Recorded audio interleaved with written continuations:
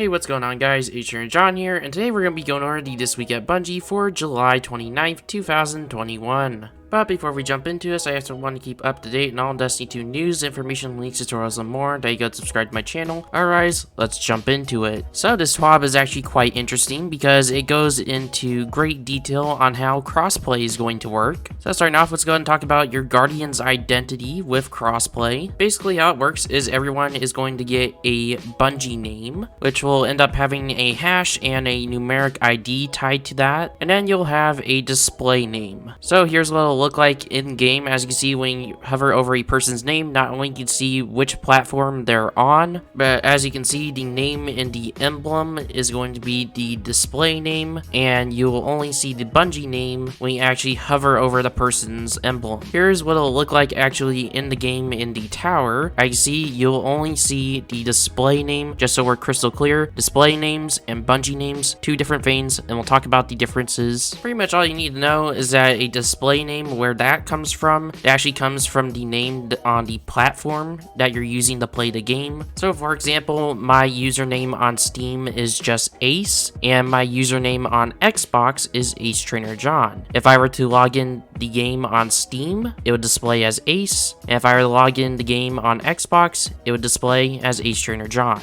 However, with the Bungie name, that is going to stay the same no matter what platform you're on. Another thing with Bungie names is how they're going to be picked thanks to clarification from DMG on Twitter. He basically states that when crossplay goes live at the beginning of Season 15, whichever account that you sign into first, they're going to convert your display name into a Bungie name. And then they're just going to randomly give you 4 numbers. So using the same example as earlier where I mentioned my Steam name is Ace and my Xbox name is Ace Trainer John. So on the first day of Season 15, if I were to log into my Steam account, that being Ace, then my Bungie name would end up being Ace and a couple of numbers, and that will end up staying as my Bungie name even if I log into my Ace Trainer John account on Xbox. Also, Bungie goes on to state that they're going to be running the player names through a character filtration system, and if you end up getting moderated by that, you'll end up just being Guardian and 4 random numbers for your Bungie name. One important thing to note that will be included in this player name filtration process is that if you're a PC player on Steam and you end up using like the in-game symbols like that you see in like the kill feed, for example, I have an example on screen for all my console players out there, but if you don't know, you can actually take the in-game symbols on Steam and put them into your Steam name, and then they'll end up displaying as your display name in the game. But anyways, Bungie goes on to state that because of crossplay and everything, they unfortunately have to remove this feature. Moving on, let's go ahead and talk about friends, because there's going to be a new system called Bungie Friends. Basically, you'll be adding people based on Bungie name now, and so all of your friends will actually end up being in one giant friend list.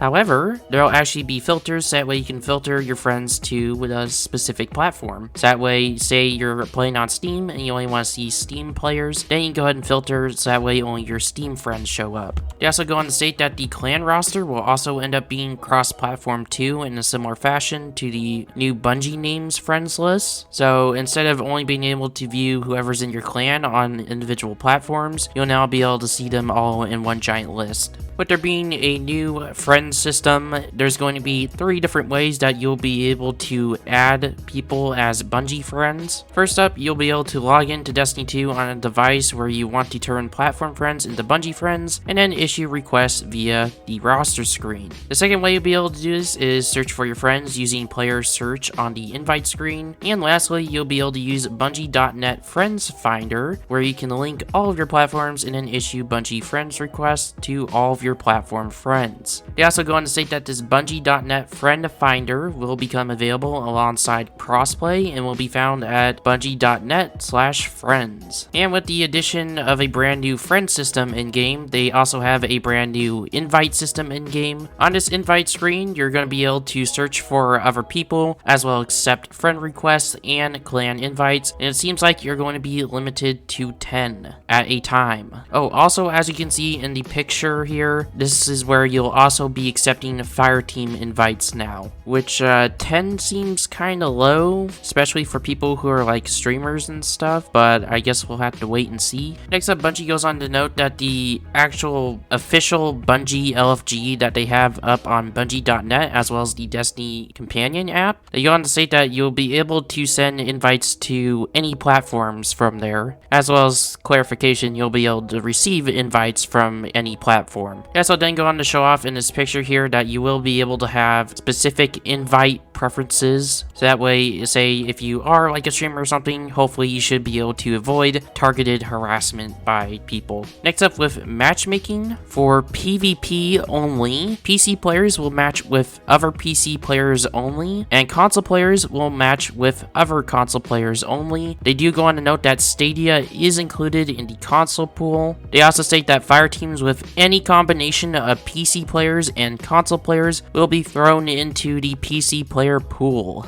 And for PvE stuff, there will just be one giant global matchmaking pool. However, I'm sure console players will find some way to bitch about that, but anyways, moving on. Let's talk about chatting with your friends. They go on to note that when crossplay releases, in-game voice chat between platforms will be disabled. They state that they had to do this because at last minute a really bad glitch came up, and so eventually it will come a little bit after crossplay launch. However, it's not going to be at launch. But I don't think that matters because in-game voice chat is super bad, so unless they end up fixing something, I don't ever see myself using that. In regards to text chat, which is currently exclusive to Steam, they go on to state that somewhere in between Crossplay's launch and before Witch Queen's launch, they're going to add text chat support to console, and they will allow you to use a USB keyboard in that text chat. However, you will not be able to use keyboard as actual gameplay inputs on console yet. Kind of a weird ass backwards thing if you ask me, but whatever. Anyways, to close out crossplay here, to give us a little roadmap that takes us from early season 15 up till Witch Queen. Starting at early season 15, which usually means at launch, you'll get a Bungie name and Bungie friends, cross-platform invites, multiplayer and matchmaking, and player search and social privacy settings will go live. Then, in what should be the first update for season 15, is when we should see the enabling of cross-platform voice chat in-game. And lastly, in the winter, we'll be able to change our Bungie names, as well as text chat will display on consoles, and text input via USB keyboard will be enabled on consoles.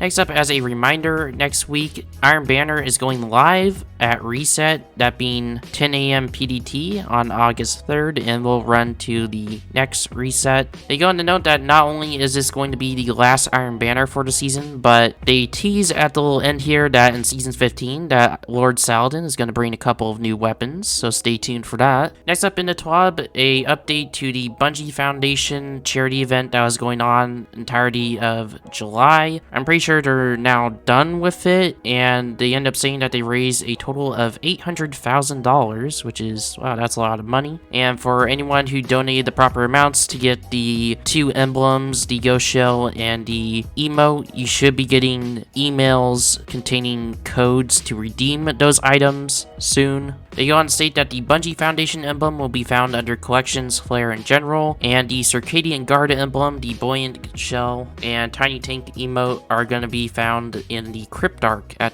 the tower. Now, usually I'd go over the player support team stuff, however, it's just mostly stuff we sort of already covered earlier in this video, and this video is already getting long, but one important thing to note is that there actually was a hotfix that was released today, that being version 3.2.1.3, and very surprisingly, we got some changes to Master Vault the Glass in this. They go on to state that they removed weapon drops from Master Vault the Glass encounter loot pools. Players are guaranteed to receive stat-focused armor from Master Difficulty encounters. Master Vault the Glass loot lockouts have been separated from normal, and both can now be looted independently each week. Drops will only be at pinnacle power from the first weekly clear of each encounter. For example, if you complete oracles in normal difficulty, it will award a pinnacle reward. If you later in that week complete oracles on master difficulty, it will award stat focus armor but not at pinnacle power. They go on to state that repeating any encounter after that will award spoils of conquest like usual, and on master difficulty like usual, you'll get masterwork materials. And for anyone wondering about time lost weapons, they're going to be staying exactly the same. Overall, really good changes to Master Vogue. One more thing that I would like to at least see out of Master Vogue before I consider Master Vogue a successful and enjoyable experience is if the challenge mode gave one more time lost weapon, just at least one at the bare minimum. I tell you right now, it's incredibly soul crushing to be locked to one per character per week, and if you want more, you gotta spoil farm. Please, Bungie, just give us at least one more and I'll be satisfied. Also, one last thing before we close out this TWAB vid is that I actually noticed in the first screenshot I showed earlier, which should be on screen now, as you can see, we got the different symbols for the platforms. We got the Stadia logo for Stadia, we got the Xbox symbol for Xbox, we got a controller icon, which I assume to be for PlayStation. Generally, PlayStation doesn't like the PlayStation logo shown on anything other than PlayStation. And then we got a Steam symbol for Steam. But lastly there, we got a Windows icon, which is interesting because Destiny 2 is not on Windows 10. And for all my non-PC proficient people out there, if you don't know, Steam and Windows 10 are like two different storefronts. They kind of serve the same purpose a lot of time. Usually the Windows 10 and actually Epic Games as well filters in with Steam servers on PC. But yeah, this would actually confirm that Destiny 2 is probably going to be popping up on Windows 10 soon. And also it's probably going to end up being on Xbox Game Pass for PC soon. But yeah, that pretty much wraps it up for the TWAB and all the news for today. If you'd like to view the movies and the artist of the week, as always, it's in the TWAB, link in the description down below. Anyways, this was Adrian John. If you found this useful, go ahead and give a like. If you want to keep up to date on this kind of stuff, go ahead and subscribe, and I'll see you in the next one. Peace.